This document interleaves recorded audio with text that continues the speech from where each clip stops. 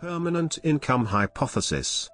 The permanent income hypothesis, PIH, is an economic theory attempting to describe how agents spread consumption over their lifetimes.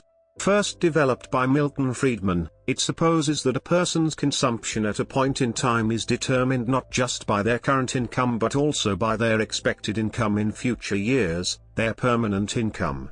In its simplest form, the hypothesis states that changes in permanent income, rather than changes in temporary income, are what drive the changes in a consumer's consumption patterns. Its predictions of consumption smoothing, where people spread out transitory changes in income over time, depart from the traditional Keynesian emphasis on the marginal propensity to consume. It has had a profound effect on the study of consumer behavior, and provides an explanation for some of the failures of Keynesian demand management techniques. Income consists of a permanent, anticipated and planned, component and a transitory, windfall gain/unexpected, component. In the permanent income hypothesis model, the key determinant of consumption is an individual's lifetime income, not his current income. Permanent income is defined as expected long-term average income. Assuming consumers experience diminishing marginal utility, they will want to smooth out consumption over time, for example take on debt as a student and also ensure savings for retirement. Coupled with the idea of average lifetime income, the consumption smoothing element of the P predicts that transitory changes in income will have only a small effect on consumption. Only longer-lasting changes in income will have a large effect on spending. A consumer's permanent income is determined by their assets, physical, property, financial, shares, bonds, and human, education and experience. These influence the consumer's ability to earn income. The consumer can then make an estimation of anticipated lifetime income. A worker saves only if they expect that their long-term average income, i.e. their permanent income, will be less than their current income. Origins. The American economist Milton Friedman developed the permanent income hypothesis, PIH, in his 1957 book A Theory of the Consumption Function. As classical Keynesian consumption theory was unable to explain the constancy of the saving rate in the face of rising real incomes in the United States, a number of new theories of consumer behavior emerged. In his book, Friedman posits a theory that encompasses many of the competing hypotheses at the time as special cases and presents statistical evidence in support of his theory. Theoretical considerations. In his theory, John Maynard Keynes supported economic policy makers by his argument emphasizing their capability of macroeconomic fine-tuning. The only problem was that actual consumption time series were much less volatile than the predictions derived from the theory of Keynes.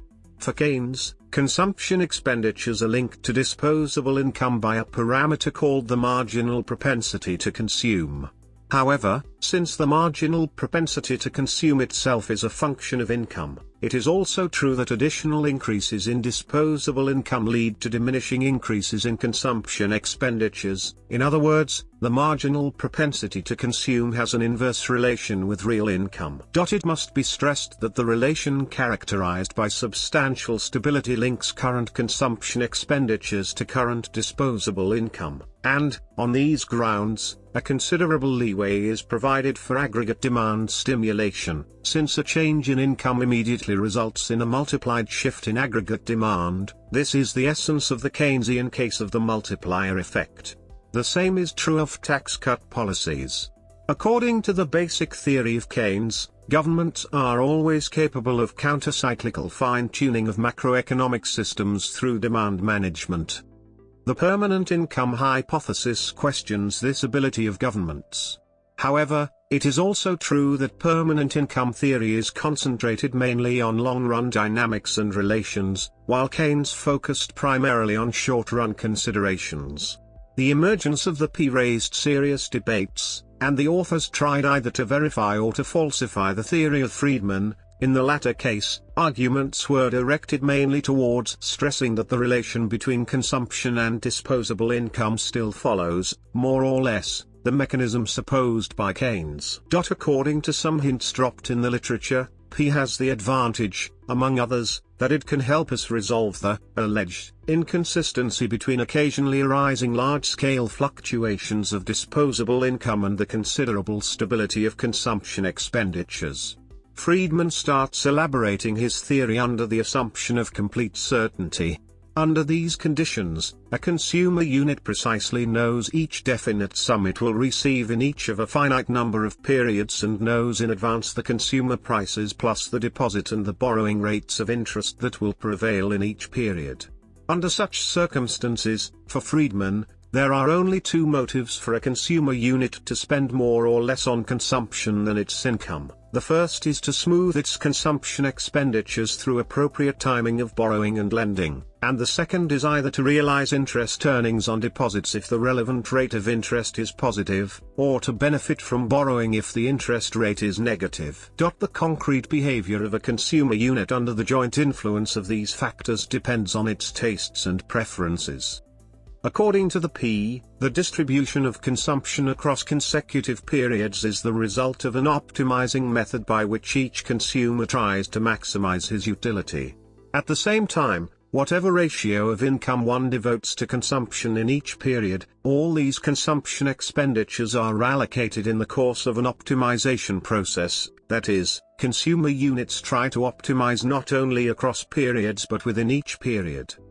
We have a fundamentally different framework if expectations are rational, REH. Under these circumstances, not only some past but also all information about the future available at the moment is utilized in forming expectations about permanent income. To revise the level of consumption expenditures, it is not enough to realize the changes in current income, since if this shift could be foreseen, rationally expecting agents build this development into their expectations in advance. Consumption follows a random walk path under a simple model. Consider a potentially infinitely lived consumer who maximizes his expected lifetime utility from the consumption of a stream of goods C, \C, between periods T, \T, and T, \T, as determined by one period utility function U, \U_C.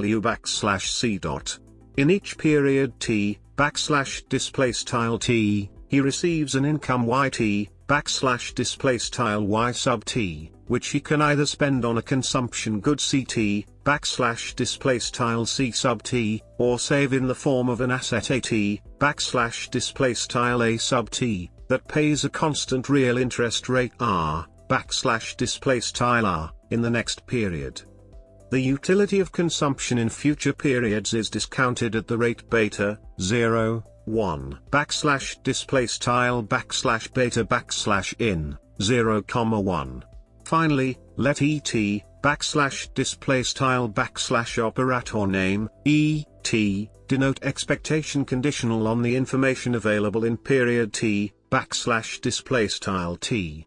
Formally, the consumer's problem is then subject to assuming that the utility function is quadratic, and that 1 plus r beta equals 1, \, 1 plus r beta equals 1, the optimal consumption choice of the consumer is governed by the Euler equation. Given a finite time horizon of length t minus t, \T, we set a t plus 1 equals 0, \A _t plus 1 equals 0, with the understanding the consumer spends all his wealth by the end of the last period. Solving the consumer's budget constraint forward to the last period, we determine that the consumption function is given by over an infinite time horizon. We instead impose a no Ponzi game condition, which prevents the consumer from continuously borrowing and rolling over his debt to future periods, by requiring the resulting consumption function is then. Both expressions, 1 and 2, capture the essence of the permanent income hypothesis. Current income is determined by a combination of current non-human wealth AT, \A sub T, and human capital wealth YT, \Y sub T. The fraction of total wealth consumed today further depends on the interest rate R, \R, and the length of the time horizon over which the consumer is optimizing. Empirical evidence. An early test of the permanent income hypothesis was reported by Robert Hall in 1978. Hall notes that if previous consumption was based on all information consumers had at the time, past income should not contain any additional explanatory power about current consumption above past consumption. This prediction is supported by the data, which Hall interprets as support for a slightly modified version of the permanent income hypothesis.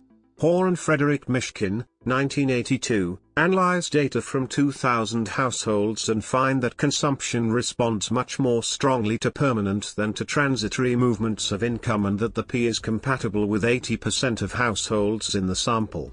Ben Bernanke, 1984, finds no evidence against the permanent income hypothesis when looking at data on automobile consumption. In contrast, Marjorie Flavin, 1981, finds that consumption is very sensitive to transitory income shocks, a rejection of the P. Greg Mankiw and Matthew Shapiro, 1985, however dispute these findings, arguing that Flavin's test specification, which assumes that income is stationary, is biased towards finding excess sensitivity. More recently, Nicholas Solalys, 1999, uses income tax refunds to test the P. Since a refund depends on income in the previous year, it is predictable income and should thus not alter consumption in the year of its receipt. The evidence finds that consumption does indeed respond to the income refund, with a marginal propensity to consume between 35 to 60%. Melvin Stevens, 2003, finds that the consumption patterns of Social Security recipients in the United States is not well explained by the P. Many of the rejections of the P emphasize the importance of liquidity constraints. This places a focus not on the P's behavioral assumptions, but rather on its ancillary assumption that consumers can easily borrow or lend. This insight has led to adjustments of the simplest P model to account for example, capital market imperfections.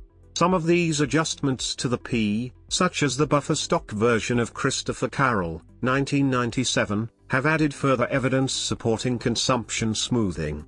A comprehensive meta-analysis of 3,000 tests of the permanent income hypothesis reported in 144 studies found that many rejections of the P are due to publication bias, and that, after correction for publication bias, the P is consistent with data. Policy implications. The P helps explain the failure of transitory Keynesian demand management techniques to achieve its policy targets. In a simple Keynesian framework, the marginal propensity to consume, MPC, is assumed constant, and so temporary tax cuts can have a large stimulating effect on demand. The P framework suggests that a consumer will spread out the gains from a temporary tax cut over a long horizon, and so the stimulus effect will be much smaller. There is evidence supporting such a view, for example Shapiro and Slemrod, 2003.